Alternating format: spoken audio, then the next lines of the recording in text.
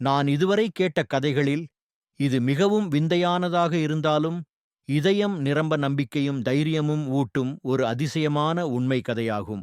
மும்பையில் உள்ள breach candy மருத்துவமனையில் பணியாற்றும் நரம்பியல் அறுவை சிகிச்சை நிபுணர் டாக்டர் பிரசாத் கொல்கத்தாவில் நடைபெறும் உலக நரம்பியல் மாநாட்டில் வாழ்நாள் சாதனையாளர் விருது பெற அழைக்கப்பட்டார். அவர் மும்பையிலிருந்து மாலை நேர விமானத்தில் புறப்பட்டார். கொல்கத்தாவை அணுகும் நேரத்தில் விமானத்தில் ஏற்பட்ட பெரும் தொழில்நுட்ப கோளாறால் அது ஜம்ஷெட்பூர் விமான நிலையத்தில் அவசரமாக தரையிறங்க வேண்டியுள்ளது.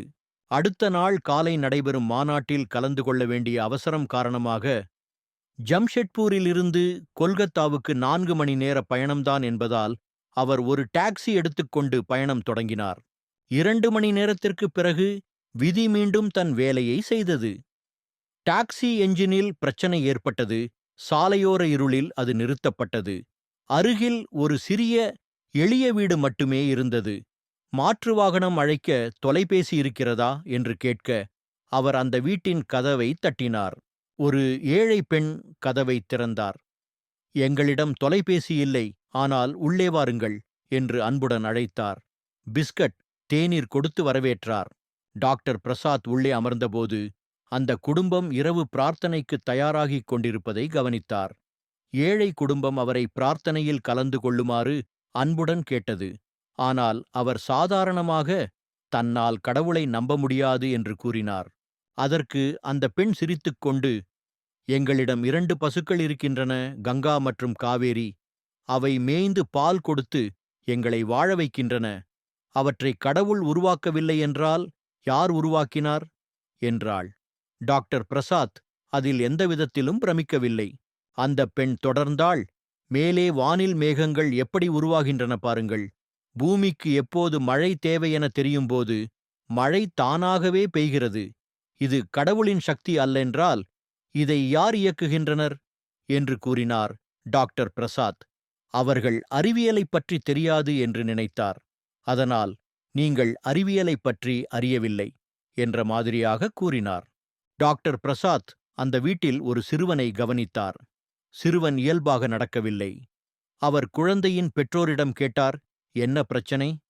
தந்தை சோகமாகச் சொன்னார், எங்கள் மகனுக்கு தலைவலி மிகவும் எரிச்சலாக வருகிறது.